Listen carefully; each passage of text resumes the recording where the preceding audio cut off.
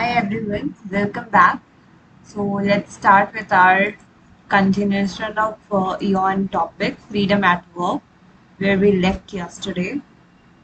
So I guess,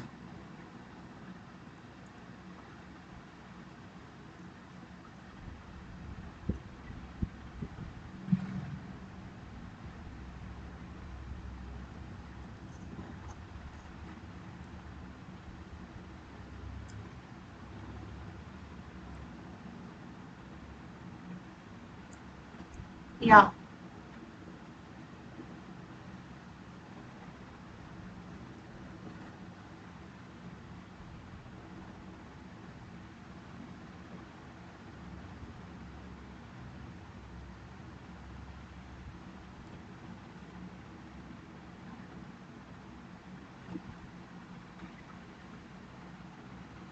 yeah, from here onwards. Yeah, last time in this series, as Kant might say, even the most thorough acquaintance with the manual does not immediately fix the why. So we need to read from here. So this passage, we need to start our reading. Crawford's mechanic may know what desired effect is to fix the bike, but way to achieve that effect is not fully specified by any sets of rules he has when he started working. The mechanic lacks, in Kant's words, the skill to make it. He might have great familiarity with the motorcycle service manuals. But as Kant might say, even the most thorough acquaintance with the manual does not immediately provide us the skill to fix the bike. So basically what this passage is saying that the Crawford's mechanic may know that the desired effect to fix the bike, but the way to achieve that effect is not fully specified by any sets of rules he has when he started working. So the person knows that how to fix the bike by his own techniques, by his own imagination. We can say that how he imagined that okay, this corner to be replaced or this corner to fix it so that the bike can work efficiently. But that's that step is not mentioned in the rules given to him. So let's read the next line. The mechanics lacks, in Kant's word, the skill to make it. He might have great familiarity with motorcycle service manuals, but as Kant might say, even the most thorough acquaintance with does not immediately provide us with the skill to fix the bike. He says that mechanic lacks the skill to make it. He don't have skill. He just assume that maybe this can, if you fix that point, that particular thing, it will work efficiently. But he is not skilled in that because he never do it that before. It's just his assumptions. So the title of this whole passage is Why Mechanics Lack. What we can take from here is that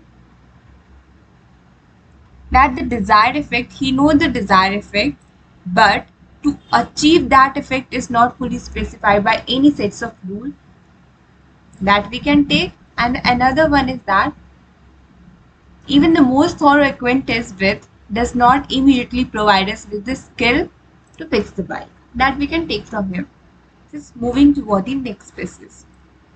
There are practical problems of implementation of contingents and unpredictable environments that cannot be grasped scientifically, that is, theoretical, prior to production. This means they cannot be taught by a manual, a supervisor, or a master craftsman, but must be learned firsthand.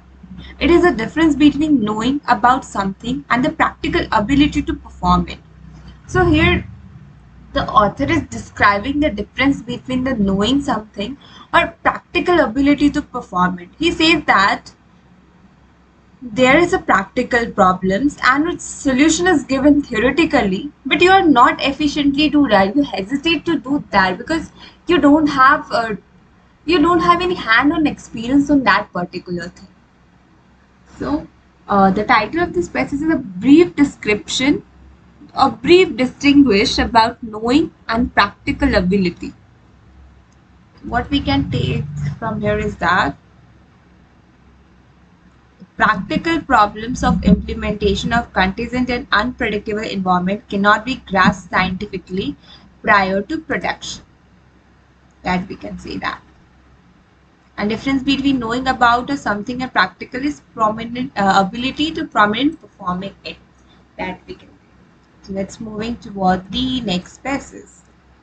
The term I have been using to describe the kind of practical problem one encounters at work is productive indeterminacy.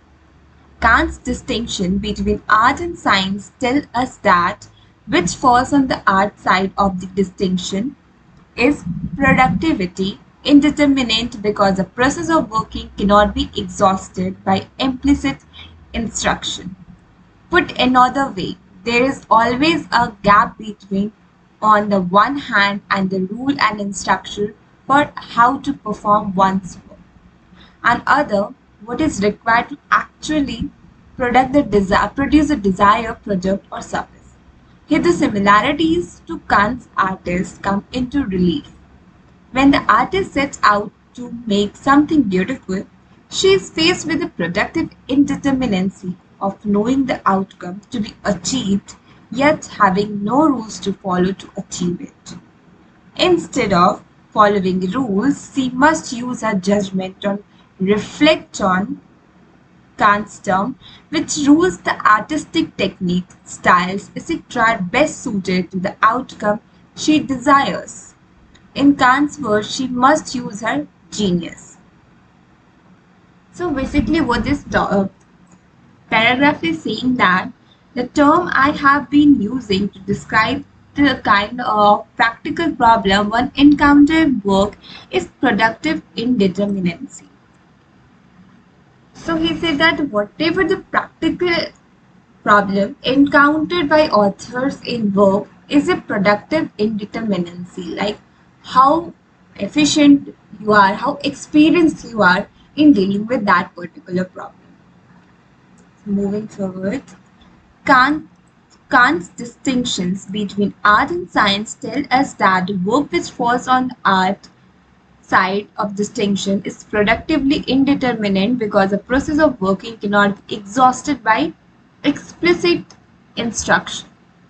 So he's saying that why the art is different from science, because the productivity indeterminate, because of the productivity indeterminate, which is because the process of working cannot be exhausted by explicit instruction. Means in art you don't have any instruction to follow, any rules to follow. So that's why the problem which you deal through the art is different from the science, because in science you have some rules, assumptions, but in art it's limitless, it's completely free. Freedom, you have a freedom. Free means not the that free, it means you have a freedom to do anything. It's completely on your imagination and on your ability. There is no sets of rule to follow in that. Just moving toward the put another way, there is always a gap between, on and the one hand, the rules and the instruction for how to perform one's work, and on the other, what is required to actually produce the desired product or services. So he says that there is a gap between the rules and instruction, how to perform one works, and which required to produce the desired product or service. So this says that there is a rules. When you want something desired, that this should be the result of that particular thing, whatever you are imagining. So for that, for achieving that, there is a sets of rules which you need to follow. That's for in the case of science, scientific terms. Here, the similarity of Kant's artist comes into relief When the artist sets out to make something beautiful, she is faced with productive indeterminacy of knowing the outcome to be achieved yet having no rules to follow to achieve it. So here author is saying that what is the some similarities of the Kant's artist outcome. So he says that the artist has sets to make something beautiful. She faced with productive indeterminacy of knowing the output to be achieved yet have no rules to follow. In art, Kant's trying to say that in her artist, in his artist, sorry, in his artist, she knows that what the outcome would be, but yet there is no rules to follow because it's an art process where you don't need to follow any kind of rules. Instead of the following rules, she must use her judgment of reflection on which the rules, the artistic techniques, styles, etc. the best suited to the outcome she desired. In Kant's words, she must use her genius. So here's Kant is trying to say that, which he is trying to say earlier in the case of bees, that she knows that what the outcome would be, that what she actually desires, what she wants. But for that, instead of following it her any kind of rules, she just use her geniusness to produce that thing as it is, whatever she wants in that form. So the topic of this particular passage is productive indeterminacy. What is this?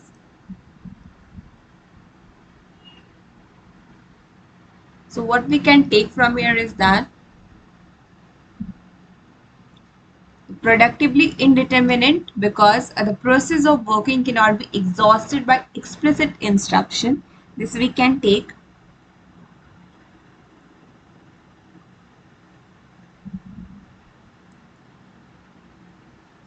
And another one is that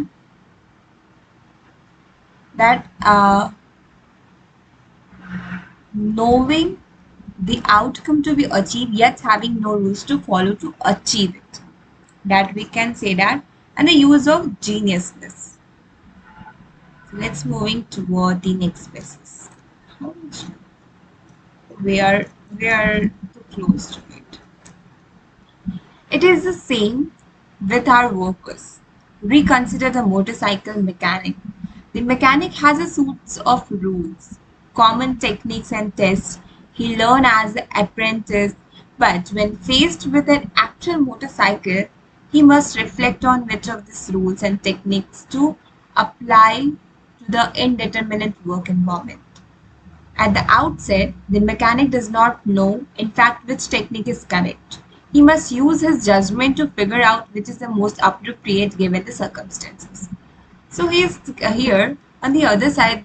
The author is trying to give the examples, trying to make us understand by the giving the example of motorcycle mechanic, where the mechanic know the sets of rule for doing some particular things, like for any particular problem, whatever the sets of rules are mentioned, he know that how to perform. But for uncertain problems, he is not sure what rules are applicable in that case, but he just assumed that according to his judgment, and that is the judgment is his arts. And the earlier what he follows as a sets of rule for any particular problem is a scientific term. That's author is trying to take here from. So we don't need to just put the title of this particular passage. We just summarizes that the earlier source of rules or common technique he learned as an apprentice, but for indeterminate work environment, mechanic does not know in fact which technique is correct, and the figure out which is most appropriate given is and judgment to figure out which most appropriate given the circumstances. That's we can take. That's whole line is that's whole three lines summarizes this. So let's moving to the next one. And it isn't just manual labor that requires judgment and creativity. All jobs have indeterminacy that cannot be resolved through mere rules following. The physiodynamic theory of work, a prominent thesis about work in contemporary French social theory, argues that no amount of prescriptions, however substantial or refined, can foresee all the possible variations in the concrete, real context in which the work is to be performed. For the proponent of uh, psychodynamic physiodynamic theory, adjusted for this variation, it's just the quintessential experience of working. So, what this passage is saying that, and it isn't just manual labor that requires judgment and creativity. All jobs have indeterminacies that cannot be resolved through mere rules following. So, author is saying that this rule is not applicable for any kind of a labor requirement, where labor need to judge and use his creativity. But this whole rules is required in any kind of a work which you are doing, because not every time rules you follow which work. Sometimes the uncertainty happens, which is not mentioned in that particular rule, where you need to use your own judgment and creativity. So let's move into the next line. Whether it's a whole passage. Okay.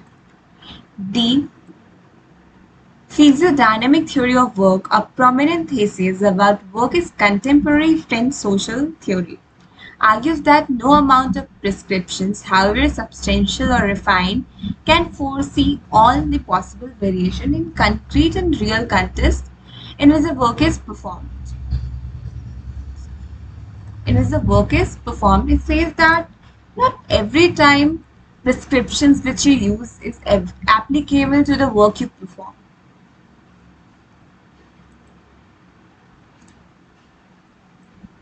Another one. For the proponent of the physiodynamic theory, adjusting for this variation is just a potential experience of working.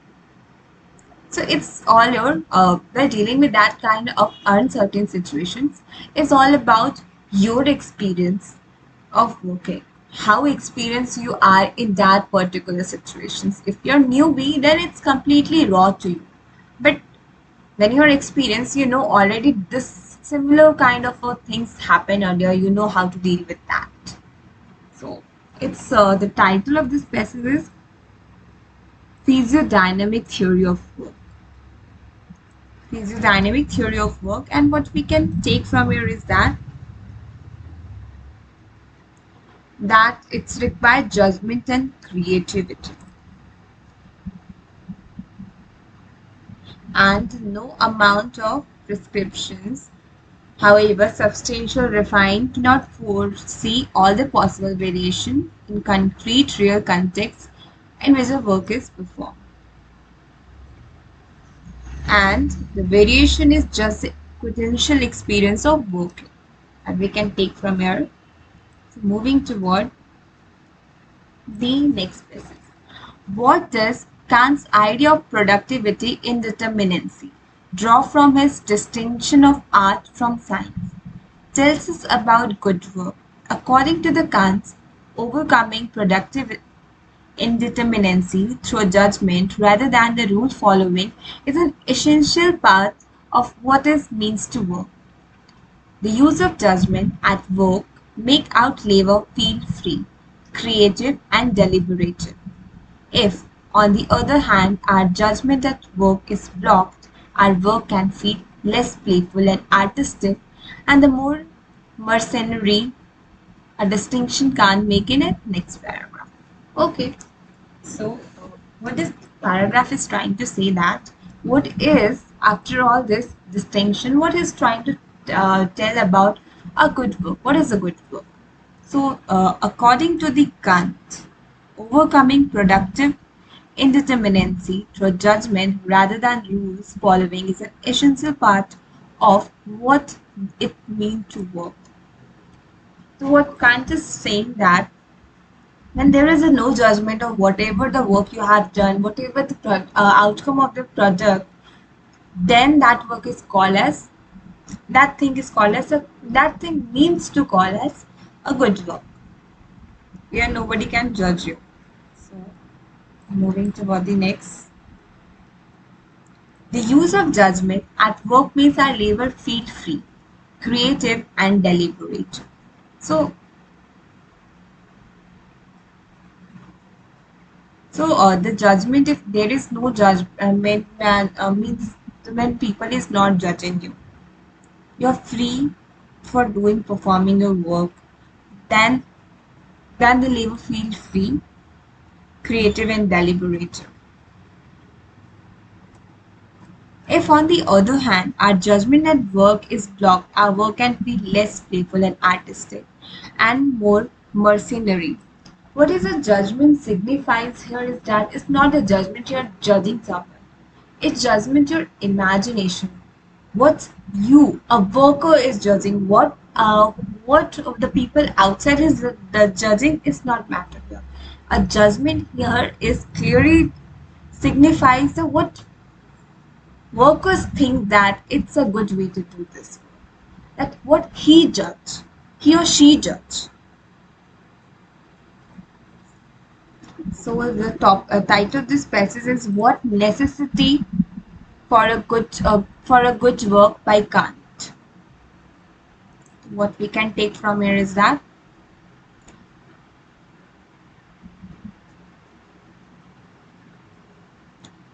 overcoming, overcoming productivity. What happened? Wait.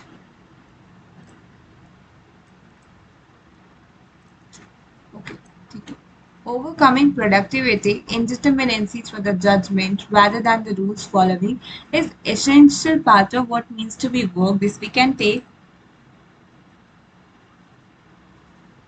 and our judgment, if the judgment is blocked and the use of judgment at work makes our labor feel free and creative.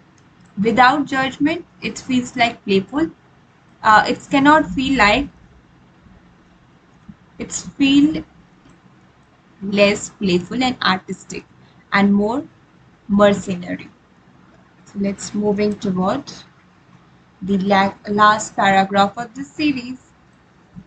That any one particular job involves a lot of rules following need not to be troubling for our account of good work. Some socially necessary jobs simply don't require a lot of judgment, can be performed only when standardized. Trash collection appear to have both of this feature. It makes sense that regulation for trash collection, whether to pick up, example construction waste, across an entire city ought to be determined by a central agency, rather than by individual sanitation workers.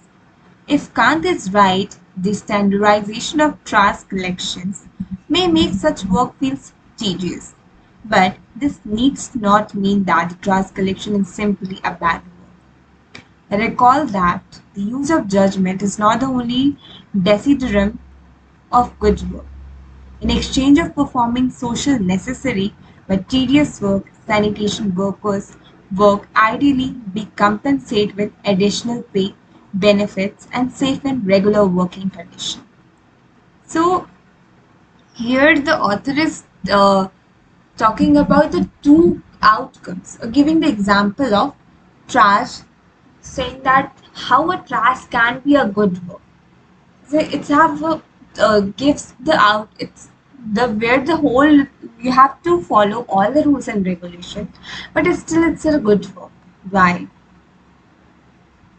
So the two outcomes of how, no, what we can, the title of the species is how bad work also considered as a good work. What we can take from here is that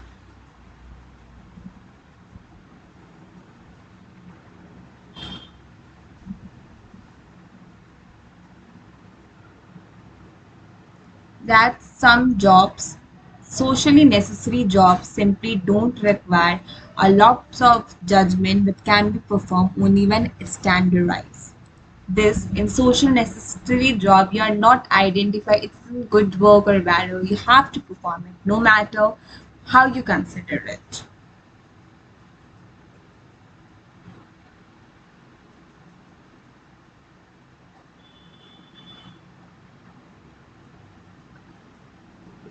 So, another point we can take here is that the use of judgment is not the only desideratum of good work. So, because in exchange of performing that necessary work, he's benefited, compensated with additional benefits and saves in regular working conditions. So let's moving toward the another, which is the last series of this Aeon essay. In this job, managers exercise their judgment ahead of time, so workers don't have to.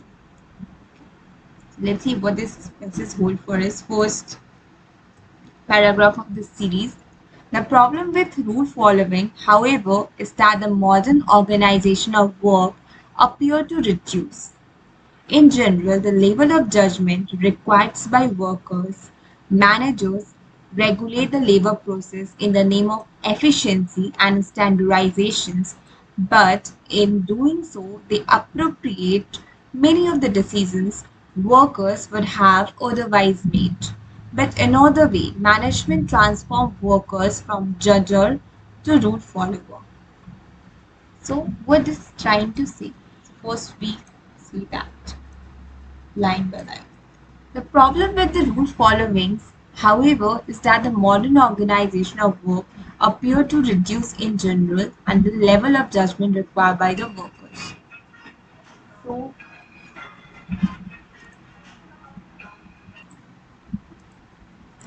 So, the problem with the rule following, however, is that the modern organization of works appear to reduce in general the level of judgment required by the working. So he says that what's the problem with the rule following? It says that in the nowadays in modern organizations there is a level of judgment required by the workers because now everything is going on a tech savvy, creative. So in for the experimental way, for doing any experiment, you don't need to follow the rules because if you're following the rules, you're not experiencing something new. You're not experimenting anything. So that's why there is a problem in today's organization. So that's moving toward the another line. Managers regulate the labor process in the name of efficiency and standardizations. But in doing so, they appropriate many of the decisions worker would have otherwise made.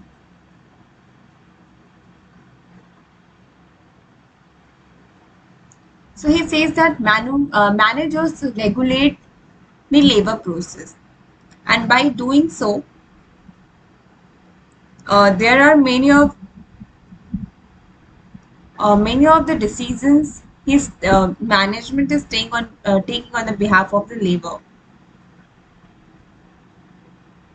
So by that way, instead of saying that there are the judgmental process, they are following judgmental process, but still they transform that workers from judgment to rule follower because they are taking the judgment, they are making a decision on behalf of the employees.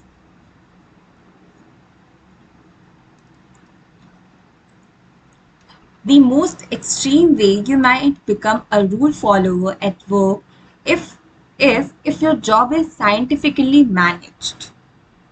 The central idea of Frederick Taylor scientific management is that the managers of labor, not the laborers themselves, ought to control the labor process to the greatest extent possible. The work of every workman, Taylor's right, is fully planned out by the management, and each member receive a complete written instructions describing in details the task which he accomplish as well as the means to be used in doing the work. Taylor's vision of scientifically Managed workforce is one in which management decide ahead of time exactly what work to do and how to do.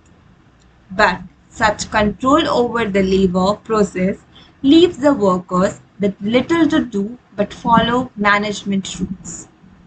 Importantly, scientific management try to anticipate any and all indeterminacies in labor process and incorporate them into the worker's instruction ahead of the time. This means it is the manager, not the worker, who get to use their judgment at work. The rules, the result is that the workers are faced with less productive indeterminacy and are robbed of whatever opportunities for judgment and creativity their work once afforded them.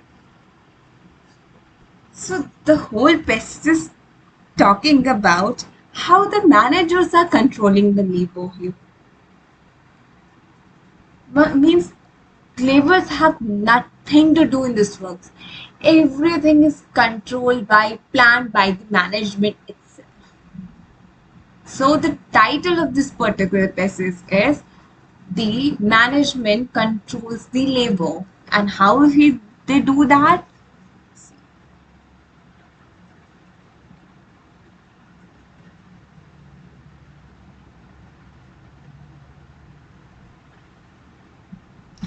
That every work is fully planned out by the management and each man receive a complete written instruction describing the details, the task which he is to accomplish as well as to means to be used in doing the work. That is the valid point. All the decisions are taken by the management from starting to end. The labor has no interference and no role in any of the step of the work. Just you have to just some rules is given. You have to blindly follow that rule. That's it. And you have to do nothing extra, not using your own brain for doing anything.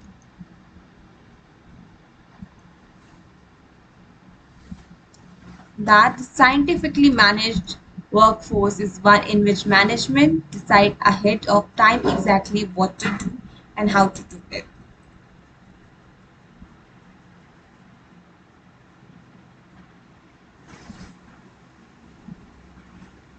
And this management tries to anticipate any and all the indeterminacy in labor process and incorporate them into the workers' instruction ahead of a time.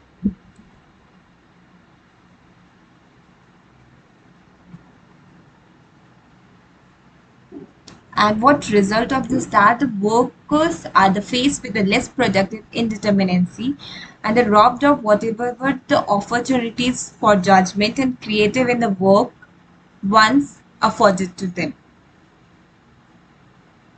So moving toward the next. Such scientific management of labor is still, as Harry Bravement writes in Labor and Monopoly Capital, 1974, the bedrock of all work designs. Even if the term Taylorism has fallen out of fashion in management circles, you can find its most extreme form in Emily Gundelsberg's investigation of low wages work on the clock 2019. But you don't need to do to an Amazon warehouse or a McDonald's kitchen to see its effect.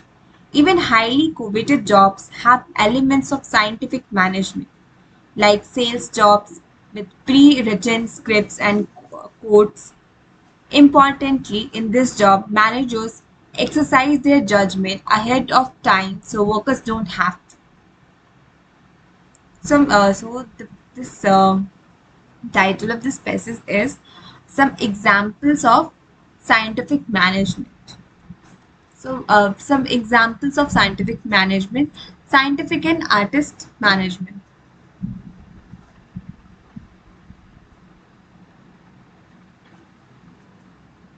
What we can take from here is that, firstly, description. It's about the scientific management levers. It's written about in the many books, but who the organization who completely follow these rules are.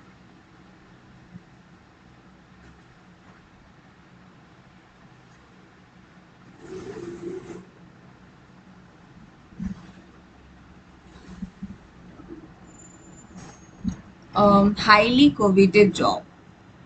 In highly coveted job have an element of scientific management, like in sales jobs with pre-written scripts and quotas.